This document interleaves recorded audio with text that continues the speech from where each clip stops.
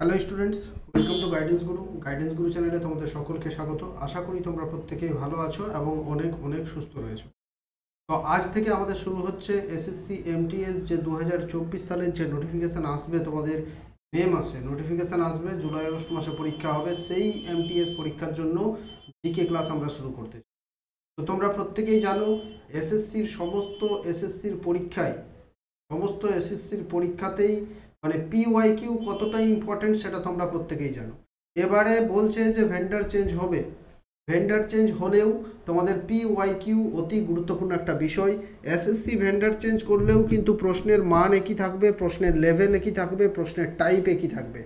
বিগত দিনেও দেখা গেছে যে বহুবার ভেন্ডার কিন্তু চেঞ্জ হয়েছে। 2018 সাল থেকে টিসিএস করছে, কিন্তু তার আগে অন্য ভেন্ডার ছিল, তখনও কিন্তু সব দিনই দেখা গেছে যে এসএসসির যেরকম প্রশ্ন আসে সব দিন কিন্তু ওই ধরনের প্রশ্নই থাকে, ঠিক আছে। তো এবারেও কিন্তু বিগত বছরের প্রশ্ন থেকে তোমাদের পরীক্ষায় প্রশ্ন আসবে, তাই তোমাদের জন্য চলো আমি জিকে ক্লাসটা আজ শুরু করছি। আর আজ থেকে আমরা যেটা করব, 2020 সালের নোটিফিকেশনে যে পরীক্ষাটা তোমাদের হয়েছিল 2021 সালে, সেই পরীক্ষার আমি প্রিভিয়াস ইয়ারগুলো আজ থেকে শুরু করছি, ঠিক আছে। তো চলো প্রথম শিফট থেকে প্রত্যেকটা শিফট করাবো, আর এভাবে আমি তোমাদের কি কি করাবো এই শিফটে। আজ প্রথম দিনটা একটু ডিটেলসে দেখে নাও যে আমি তোমাদের কি কি করাবো, ঠিক আছে। আমি তোমাদের যেটা করাবো সেটা হচ্ছে 2020 সালটা কমপ্লিট করে দেবো, 2021 সাল কমপ্লিট করে দেবো, 2022 সাল এবং 2023 সাল, এই চারটা প্রিভিয়াস ইয়ারের প্রশ্ন আমি তোমাদের করিয়ে দেবো। এই চারটা প্রিভিয়াস ইয়ারের প্রশ্নে তোমরা 6000 প্রশ্ন মোটামুটি পাবে, ঠিক আছে। সেই 6000 প্রশ্নের মধ্যে 2000 প্রশ্ন বারবার দেখবে যে রিপিট হয়েছে, অর্থাৎ মোটামুটি 4000 প্রশ্ন তোমরা এখান থেকে পাবে, নতুন নতুন নতুন 4000 প্রশ্ন। তার সঙ্গে আমি স্ট্যাটিক জিকে করিয়ে দেব, তার সঙ্গে আমরা সাজেস্টিভ এমসিকিউ করাবো। তোমাদের পরীক্ষার আগে পর্যন্ত এই ক্লাসগুলো চলবে। তো এই সমস্ত পিডিএফ যদি তোমরা সংগ্রহ করতে চাও, তোমাদের জন্য আমরা একটা টেলিগ্রাম গ্রুপ ক্রিয়েট করেছি, paid Telegram group, paid batch বা পেড গ্রুপ শুরু করেছি, যেখানে 249 টাকা পে করে তোমাদের জয়েন করতে হবে এই গ্রুপে। এখানে যেমন যেমন ক্লাস হবে সেই রকমভাবে পিডিএফ তোমাদের প্রোভাইড করা হবে, এবং তার সঙ্গে প্রথমেই যেটা তোমরা পাবে 2023 সালের কারেন্ট অ্যাফেয়ার্সটা প্রথমেই পেয়ে যাবে। তারপর এই যে পুরো পিডিএফটা যেমন যেমন ক্লাস হবে সেরকমভাবে পিডিএফটা তোমরা পেতে থাকবে। তো তোমরা যদি জয়েন করতে চাও, আমাদের অফিসিয়াল হোয়াটসঅ্যাপ নাম্বার, এই নাম্বারে তোমরা মেসেজ করো যদি জয়েন করতে চাও। তাহলে আমি প্রসেস বলে দেবো যে কিভাবে তোমরা জয়েন করতে পারবে সেটা। চলো শুরু করা যাক। আজকের প্রথম প্রশ্নে চলে যাব আমরা। প্রথম প্রশ্ন কি আছে, এই পরীক্ষাটা হয়েছিল কবে? দেখো, পরীক্ষা হয়েছিল 2/11/2021, থার্ড শিফটের প্রশ্ন আমরা আলোচনা করছি। আগামীকাল আমরা সেকেন্ড শিফট করব, ফার্স্ট শিফট করে দেবো। তো নিচের কোন দেশের সাথে নবান্ন উৎসব জড়িত? প্রথম প্রশ্ন হচ্ছে নিচের কোন দেশের সঙ্গে নবান্ন উৎসব জড়িত? কি হবে কারেক্ট আনসার? দেখো, শ্রীলঙ্কা, ভুটান, নেপাল নাকি বাংলাদেশ? তো নাম দেখেই তোমরা সহজে উত্তর করতে পারবে। কারেক্ট আনসার হয়ে যাবে বাংলাদেশের সঙ্গে নবান্ন উৎসব জড়িত। দেখো, এখানে এসএসসি এমটিএস পরীক্ষায় ম্যাথ এবং রিজনিংটা হচ্ছে শুধুমাত্র পাস করলেই চলবে। ম্যাথ রিজনিংয়ের বিশেষ গুরুত্ব নেই, শুধু গুরুত্ব আছে এখানে ইংলিশ এবং জিকে। জিকে থাকবে যতগুলো প্রশ্ন, 25টা প্রশ্ন, যে যত বেশি নম্বর তুলতে পারবে সেই কিন্তু কাট অফ ক্লিয়ার করতে পারবে। আমরা 25-এর মধ্যে 22টা প্রশ্ন টার্গেট করব ঠিক করে আসা। পরীক্ষায় 22টা প্রশ্ন, মিনিমাম 22টা, এর থেকে বেশি হতে পারে, 22টা প্রশ্ন ঠিক করে আসার চেষ্টা করব। সেই হিসেবে জিকেটা এখন থেকে আমরা প্রিপারেশন নেব। তো বাংলাদেশ হবে কারেক্ট আনসার।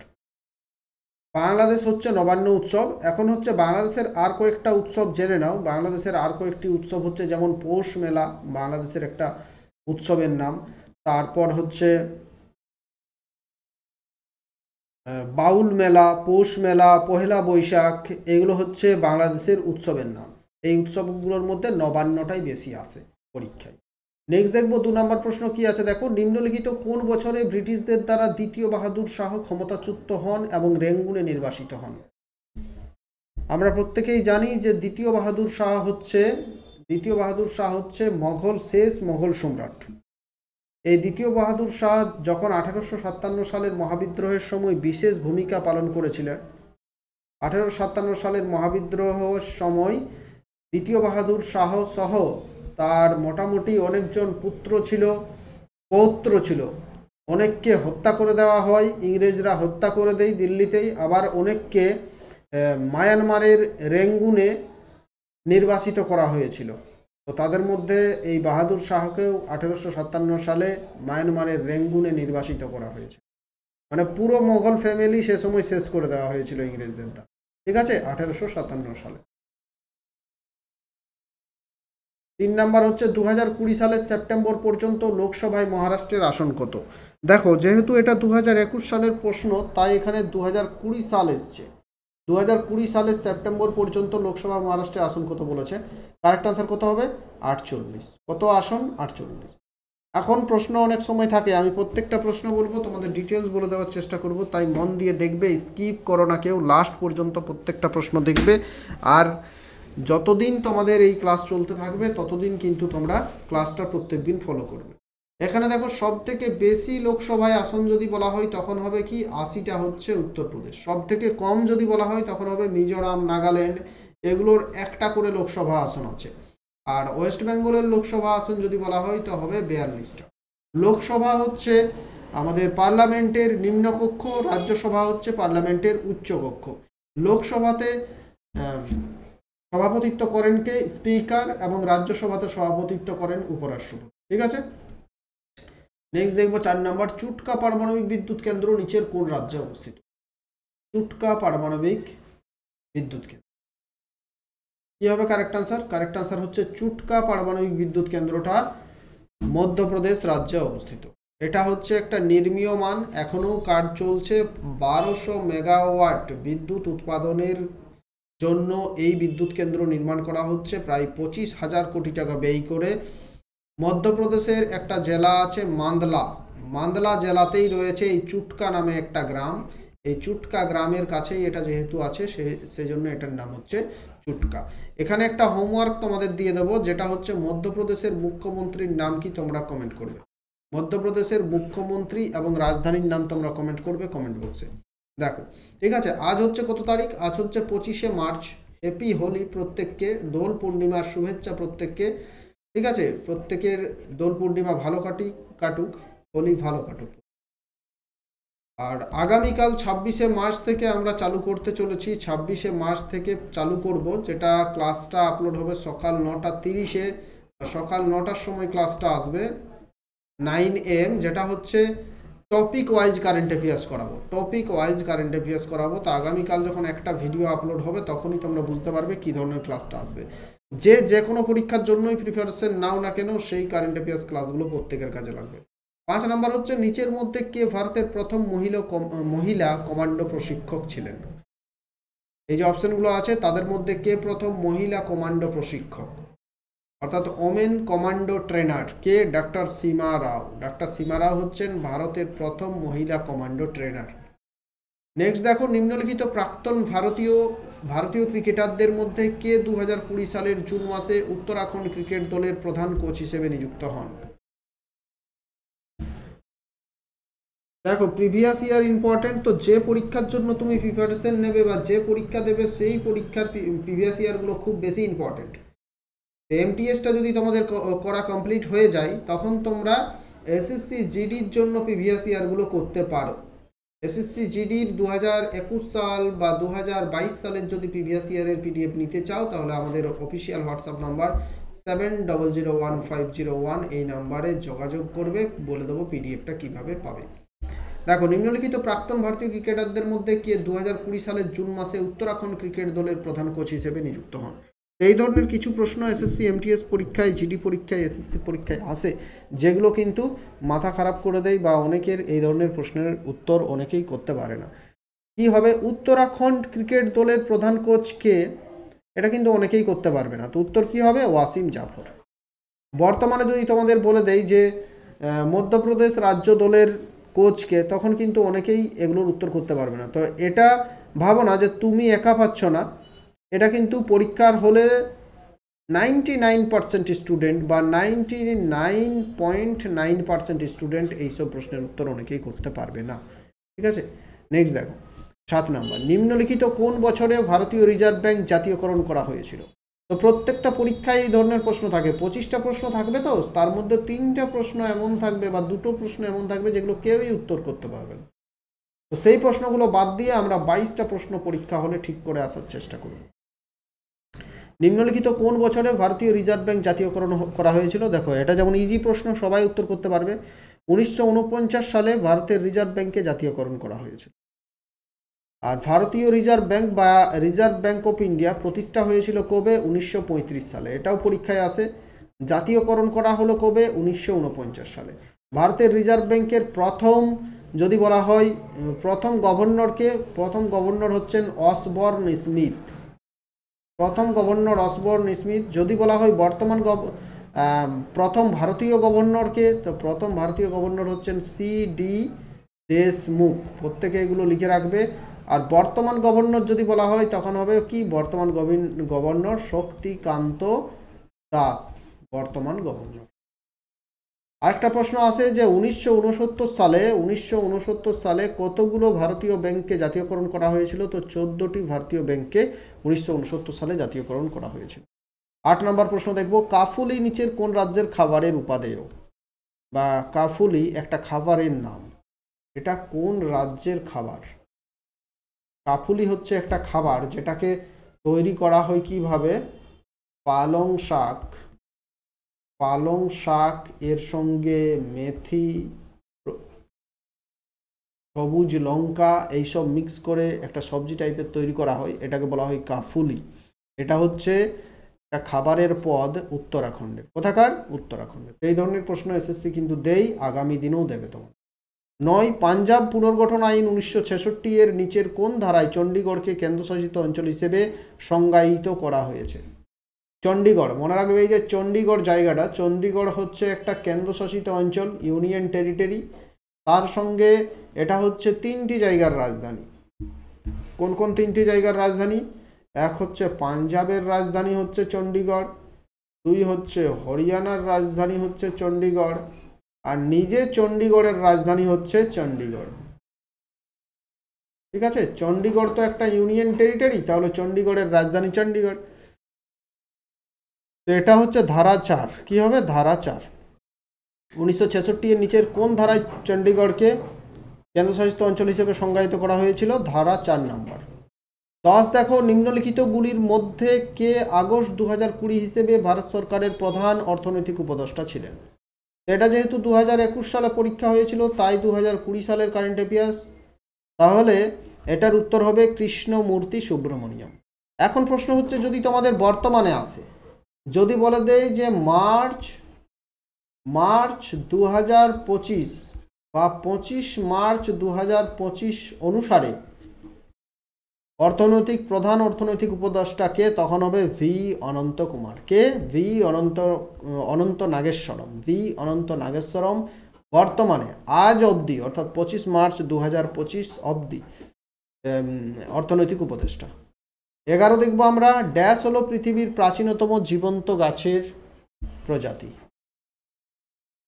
প্রাচীনতম জীবন্ত গাছের প্রজাতি অর্থাৎ এমন একটা গাছ যে গাছটা কিন্তু এখনো বেঁচে আছে এবং পৃথিবীর সবচেয়ে পুরনো গাছ। এই গাছটার নাম হচ্ছে ব্রিস্টেল কোন পাইন। ব্রিস্টেল কোন পাইন একটা পাইন গাছ, যেটার বয়স হচ্ছে প্রায় 4695 বছর বয়স। ঠিক আছে, তো ভারত বা বিশ্বের যে সবচেয়ে পুরনো সভ্যতাগুলো ছিল, সেই সভ্যতার সময়েই এই গাছের জন্ম হয়েছিল, যেটা এখনও এই গাছটা আছে। এই গাছটা আছে আমেরিকার উত্তর ক্যালিফোর্নিয়াতে গাছটা আছে, যেটা 4695 বছর বয়স। নাম হচ্ছে ব্রিস্টেল কোন পাইন। এটা পৃথিবীর প্রাচীনতম গাছ হিসেবে ধরা হয় এখনো। 12 নম্বর হচ্ছে নিচের কোনটি ভুটানের সর্বোচ্চ পর্বত বা পর্বত শৃঙ্গ? ভুটানের সর্বোচ্চ পর্বত শৃঙ্গ কোনটি? কারেক্ট আনসার হচ্ছে গাংখার পুয়েনসাং। গাংখার পুয়েনসাং হচ্ছে ভুটানের সর্বোচ্চ পর্বত শৃঙ্গ।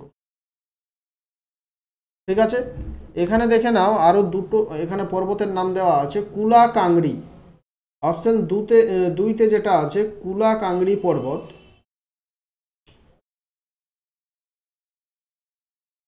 ঠিক আছে, এই কুলা কাংড়ি পর্বতকেও অনেক সময় অনেকেই দাবি করেছে যে ভুটানের সর্বোচ্চ শৃঙ্গ। তো যদি গাংখার পুয়েনসাংটা অপশন না থাকে তখন কুলা কাংড়ি হবে। আর এই যে অপশন টিতে যমলোহারি দেখতে পাচ্ছ না, যমলোহারি, এই যমলোহারকে ব্রাইড অফ কাঞ্চনজঙ্ঘা বলা হয়। প্রশ্ন থাকে অনেক সময় যে কাকে ব্রাইড অফ কাঞ্চনজঙ্ঘা, কাঞ্চনজঙ্ঘার বধূ, কাঞ্চনজঙ্ঘার বধূ বা ব্রাইড অফ কাঞ্চনজঙ্ঘা বলা হয় যমলহারি পর্বতশৃঙ্গকে। 13 নম্বর দেখব পিচোলা হ্রদ নিচের কোন রাজ্যে অবস্থিত? পিচোলা হ্রদটি নিচের কোন রাজ্যে অবস্থিত? সিকিম, মণিপুর, রাজস্থান, মহারাষ্ট্র। পিচোলা হ্রদ, কারেক্ট আনসার হবে পিচোলা হ্রদটি রাজস্থান রাজ্যে অবস্থিত।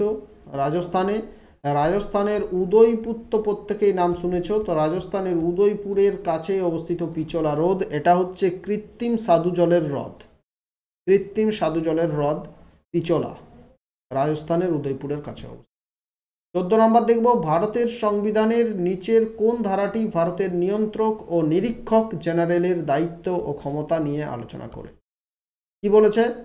নিয়ন্ত্রক ও নিরীক্ষক জেনারেল, বা যাকে আমরা জানি controller and auditor general. Bangla মানেটা জেনে রাখো, কারণ পরীক্ষার সময় যখন তোমরা বাংলা ল্যাঙ্গুয়েজে পরীক্ষা দেবে তখন এটার কিন্তু যখন কন্ট্রোলার অ্যান্ড অডিটর জেনারেলের বাংলা করা থাকবে তাহলে অনেক সময় কিন্তু বুঝতে অসুবিধা হবে। তাই তোমরা জেনে রাখো কন্ট্রোলার অ্যান্ড অডিটর জেনারেল মানে হচ্ছে নিয়ন্ত্রক ও নিরীক্ষক জেনারেল। এর দায়িত্ব ও ক্ষমতা নিয়ে আলোচনা করা থাকে কোন ধারায়? কি হবে?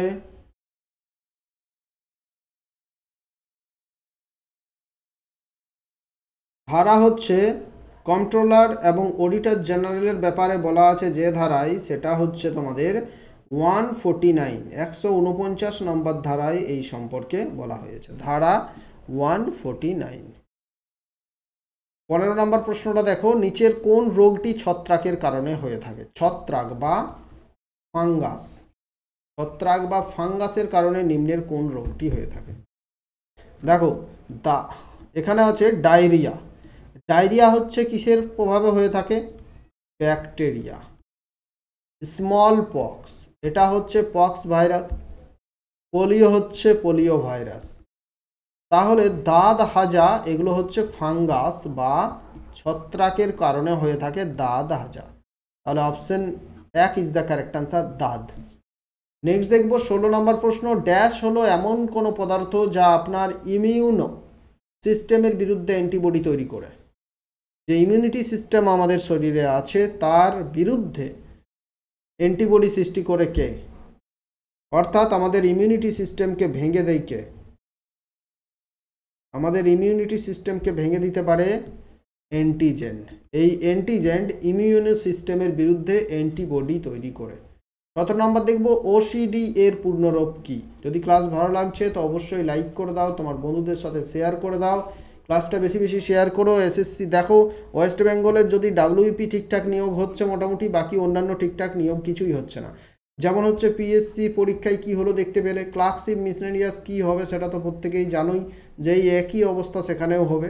তাই যদি তুমি সেন্ট্রাল থেকে চাকরি যদি নিজের চাকরি করতে চাও তাহলে কিন্তু তোমাকে এখন থেকেই এমটিএস পরীক্ষা, সিএইচএসএল পরীক্ষা প্রভৃতি পরীক্ষার জন্য প্রিপারেশন নিতে হবে। এই ক্লাসগুলো প্রত্যেক দিন করো, জিকেতে ফুল মার্কস তুলে দেওয়ার দায়িত্ব আমার। প্রত্যেকে ক্লাসটা প্রত্যেক দিন করো, ফুল মার্কস তুলে দেওয়ার দায়িত্ব আমার। ওসিডি এর পূর্ণরূপ কি? এর পুরো নাম হচ্ছে অবসেসিভ কম্পালসিভ ডিসঅর্ডার। কি নাম? Obsessive compulsive disorder. এটা হচ্ছে এক ধরনের ডিসঅর্ডার, এটা ডিজিজ নয়, এক ধরনের ডিসঅর্ডার যেটা কি করে মানুষের মধ্যে একটা কিছু ভয় থাকে, ঠিক আছে? এটা হচ্ছে ওসিডি। 18 দেখো, নিম্নলিখিতগুলির মধ্যে কে বিশেষ কোড টু উইন এর লেখক? এটা হচ্ছে একটা বইয়ের নাম যেটা হচ্ছে বিশেষ কোড টু উইন।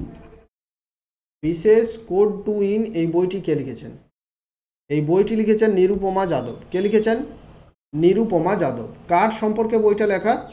বইটা হচ্ছে এটা বায়োগ্রাফি। কার? ভারতের যে সবচেয়ে কম বয়সী বাস্কেটবল টিমের ক্যাপ্টেন, ভারতের জাতীয় বাস্কেটবল টিমের সবচেয়ে কম বয়সী অধিনায়ক বিশেষ ভৃগুবংশী। অধিনায়কের নাম কি? বিশেষ, নাম হচ্ছে, নামটা জেনে রাখো, বিশেষ ভৃগুবংশী। অনেক সময় পরীক্ষায় আসে। বিশেষ ভৃগুবংশী, বিশেষ ভৃগুবংশী কোন খেলার সঙ্গে যুক্ত পরীক্ষা আছে? তো বিশেষ ভৃগুবংশী বাস্কেটবল খেলার সঙ্গে যুক্ত, আর ইনি হচ্ছেন ভারতের জাতীয় বাস্কেটবল দলের সবচেয়ে কম বয়সী অধিনায়ক। তো এর সম্পর্কে এই বইটি লেখা, যেটা নিরুপমা যাদব লিখেছেন। 19 নম্বর প্রশ্ন হচ্ছে, বিশ্বকাপ জয়ী গোলরক্ষক ইকার কেসিলাস 2020 সালের আগস্টে ফুটবল থেকে অবসরের ঘোষণা দেন। তিনি নিচের কোন দেশের অন্তর্ভুক্ত ছিল? তো ইম্পর্টেন্ট নয়, পুরনো কারেন্ট অ্যাফেয়ার্স প্রশ্ন। তিনি স্পেনের খেলোয়াড় ছিলেন। তো দেখতে পাচ্ছ, তোমরা শুধু জেনে রাখো যে এই ধরনের প্রশ্ন আসে। পুরনো কারেন্ট অ্যাফেয়ার্সগুলো পড়ার দরকার নেই, এগুলো পড়ার তোমাদের দরকার নেই। শুধু তোমরা এখান থেকে বুঝতে পারবে কি বর্তমানে ফুটবল থেকে প্রশ্ন আসতে পারে। 20 নম্বর দেখবো আমরা, অনিল প্রকাশ যোশী ড্যাশের ক্ষেত্রে পদ্মভূষণ পুরস্কার 2020 পেয়েছেন। তাহলে 2020 সালের পদ্মভূষণ পুরস্কার থেকে প্রশ্ন দিয়েছে। 3 ধরনের পদ্ম পুরস্কার হয়ে থাকে। সবচেয়ে প্রথম যে পদ্ম পুরস্কার হচ্ছে সেটা হচ্ছে পদ্মবিভূষণ, তারপর হচ্ছে পদ্মভূষণ, তারপর হচ্ছে পদ্মশ্রী পুরস্কার। তো পদ্মশ্রী পুরস্কার অনেকজনকেই প্রত্যেক বছর দেওয়া হয়। তার মধ্যে পদ্মবিভূষণ, এটার আগে উত্তর বলে দিচ্ছি, তারপরে 2023-এরটা তোমাদের বলছি। দেখো, অনিল প্রকাশ যোশী 2020 সালে পেয়েছিলেন, তিনি সামাজিক কাজের জন্য পদ্মভূষণ পুরস্কার পেয়েছিলেন। এখন এটা আমাদের কাছে ইম্পর্টেন্ট নয়। এখন প্রশ্ন থাকবে যে 2023 সালে কতজন পদ্মবিভূষণ পেয়েছেন? 15 জন পদ্মভূষণ পেয়েছেন 15 জন। আর 2023 সালে কতজন পদ্মবিভূষণ পেয়েছেন? তো 6 জন পেয়েছেন পদ্মবিভূষণ। 6 জন, পদ্মভূষণ 15 জন। পদ্মবিভূষণ পেয়েছেন যেমন নামগুলো একটু বলে দিচ্ছি। আমাদের টেলিগ্রাম চ্যানেলে জয়েন করো, ডেসক্রিপশানে লিঙ্ক আছে, সেখানে আমি তোমাদের বলে দেব, আপলোড করে দেবো পিডিএফগুলো, যে কারা কারা পদ্মবিভূষণ পেয়েছেন। এটা আমি তোমাদের দিয়ে দেবো, স্ক্রিনশট দিয়ে দেবো কে কে পেয়েছেন সেটা। পদ্মবিভূষণ যেমন পেয়েছেন হচ্ছেন শ্রী বালকৃষ্ণ দোষী পেয়েছেন, জাকির হুসেন পেয়েছেন, তারপর দিলীপ মহলানবিশ পেয়েছেন, শ্রীনিবাস বরাধন, মুলায়ম সিং যাদব, এরা কিন্তু পেয়েছেন পদ্মবিভূষণ। ঠিক আছে। তারপর যেমন পদ্মভূষণ পেয়েছেন অনেকেই পেয়েছেন। তো নামগুলো আমি তোমাদের টেলিগ্রামে দিয়ে দেবো, ডেসক্রিপশানে লিঙ্ক আছে, টেলিগ্রামে জয়েন করে যাও। আর টেলিগ্রাম পেড গ্রুপে যদি জয়েন করতে চাও তাহলে 249 পে করতে হবে। আমাদের হোয়াটসঅ্যাপে মেসেজ করো, তাহলে সমস্ত জিকে পিডিএফ তোমরা পাবে। 21 নম্বর দেখো, নিম্নলিখিতগুলির মধ্যে কে 2020 সালের মে মাসে National Bank for Agriculture and Rural Development নাবার্ডের চেয়ারম্যান হিসেবে নিযুক্ত হয়েছেন? তো 2020 সালে কে নাবার্ডের চেয়ারম্যান হয়েছিলেন দরকার নেই, আমাদের দেখতে হবে যে বর্তমানে কে আছে। একবার দেখে নিই, 2020 সালে নিযুক্ত হয়েছিলেন GR চিন্তালা। কে? GR চিন্তালা। আর বর্তমানে যদি বলা হয় নাবার্ডের চেয়ারম্যান কে আছেন, তখন হবে কি শ্রী সাজি কেভি। নামটা মনে রাখবে, শ্রী সাজি কেভি। তিনি হচ্ছেন বর্তমানে নাবার্ডের চেয়ারম্যান। নাবার্ড প্রতিষ্ঠা হয়েছিল 1982 সালে। এই নাবার্ডের হেডকোয়ার্টার অবস্থিত মুম্বাই শহরে। নাবার্ডের পুরো নাম হচ্ছে national Bank for Agriculture and Rural development. অনেক সময় প্রশ্ন থাকে যে নাবার্ড কিসের সঙ্গে যুক্ত? তো হচ্ছে নাবার্ড হচ্ছে একটা ব্যাংক, এবং রুরাল ডেভেলপমেন্ট এবং এগ্রিকালচার ডেভেলপমেন্টের জন্য নাবার্ড যুক্ত থাকে।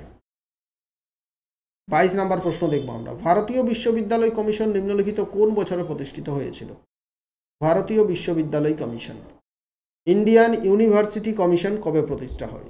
দেখো, ভারতের যে বিশ্ববিদ্যালয় তখন ছিল, সেই সব বিশ্ববিদ্যালয়ে পড়াশোনা উন্নত করার জন্য, শিক্ষা ব্যবস্থা উন্নত করার জন্য সে সময়ের ভাইসরয় ছিলেন লর্ড কার্জন। কে ছিলেন? Lord Curzon. সেই লর্ড কার্জন 1902 সালে, লর্ড কার্জন 1902 সালে ইউনিভার্সিটি কমিশন অফ ইন্ডিয়া প্রতিষ্ঠা করেছিলেন। তাহলে সালটা হচ্ছে 1902 সালে। কে করেছিলেন? Lord Curzon.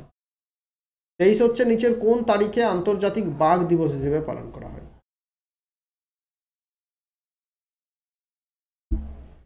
প্রত্যেক বছর 29শে জুলাই আন্তর্জাতিক বাঘ দিবস হিসেবে পালন করা হয়।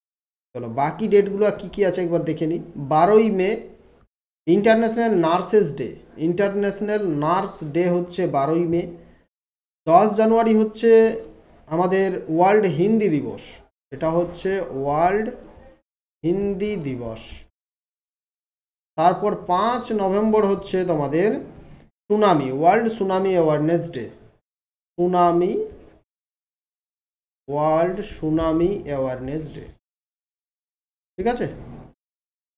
সুনামি অ্যাওয়ারনেস ডে হচ্ছে 5ই নভেম্বর, 12ই মে হচ্ছে তোমাদের নার্স দিবস, 29শে জুলাই হচ্ছে আন্তর্জাতিক বাঘ দিবস। এগুলো মনে রাখবে, এগুলো ইম্পর্টেন্ট। 24 হচ্ছে নিম্নলিখিত কোন বছরে ভারতের ন্যাশনাল আর্কাইভস প্রতিষ্ঠিত হয়েছিল? ভারতের ন্যাশনাল আর্কাইভস কবে প্রতিষ্ঠা হয়েছিল?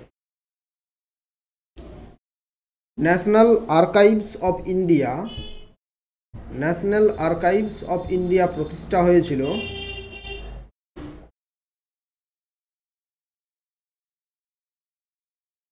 এটার উত্তর আমি বলছি, একটু ওয়েট করো, আমি বলে দিচ্ছি। এই উত্তরটা দেখে নিই আগে 25এরটা। নিচের কোন রাজ্যের সাথে নৃত্যশৈলী পভাদাস যুক্ত? পভাদাস একটা নৃত্যের নাম। এই নৃত্যশৈলীটা কোন রাজ্যের সঙ্গে যুক্ত? এটা হচ্ছে মহারাষ্ট্র রাজ্যের সঙ্গে যুক্ত। তোমাদেরকে একটা হোমওয়ার্ক আমি দিচ্ছি, তোমরা মহারাষ্ট্র রাজ্যের আর দুটো নৃত্যের নাম কমেন্ট করবে, কমেন্ট বক্সে কমেন্ট করবে, আর যে কোনো একটা গুরুত্বপূর্ণ নৃত্যশৈলীর নাম কমেন্ট করবে যেটা মহারাষ্ট্রের সঙ্গে যুক্ত। আর এই পভাদাসটাও মহারাষ্ট্রের একটা ফক ডান্সের নাম। আর এটা দেখো, নিম্নলিখিত কোন বছরে ভারতের ন্যাশনাল আর্কাইভস প্রতিষ্ঠা হয়েছিল? তো কারেক্ট আনসার হয়ে যাবে 1891 সালে ভারতের ন্যাশনাল আর্কাইভস প্রতিষ্ঠা হয়েছিল, যার হেডকোয়ার্টার অবস্থিত নিউ দিল্লি শহরে। তো আশা করি ভালো লাগলো ক্লাসটা তোমাদের। বেশি বেশি করে তোমার বন্ধুদের সাথে শেয়ার করবে। আজ থেকে শুরু হলো, আমি যেমন তোমাদের এসএসসি জিডির ক্লাস করিয়েছিলাম, যেখানে প্রায় জিকেতে 12 থেকে বেশি কমন পেয়েছে প্রত্যেকে। তো এখানে আমরা আরও বেশি দিন যেহেতু সময় পাচ্ছি, তাই বেশি করে জিকে করাবো। প্রায় 20 প্লাস 22টা পর্যন্ত আমি প্রশ্ন কমন দেওয়ার চেষ্টা করব। তো অবশ্যই প্রত্যেক দিন দেখতে থাকো ক্লাস, প্রত্যেক দিন ক্লাস দেখতে থাকো। একটু প্রশ্ন সংখ্যা বেশি হবে, তো কমন কিন্তু পাবে তাহলে। চলো, থ্যাংক ইউ, ভালো থেকো প্রত্যেকে, শেয়ার করো। আর যদি তোমরা আমাদের জিকে পেড গ্রুপে জয়েন করতে চাও, তাহলে আমাদের হোয়াটসঅ্যাপ নাম্বারে মেসেজ করো, প্রসেস বলে দেবো যে কীভাবে জিকে পেড গ্রুপে জয়েন করতে চাও। আর জিকে পেড গ্রুপে এইসব ম্যাটেরিয়ালগুলো আমরা দেবো, ঠিক আছে? Thank you.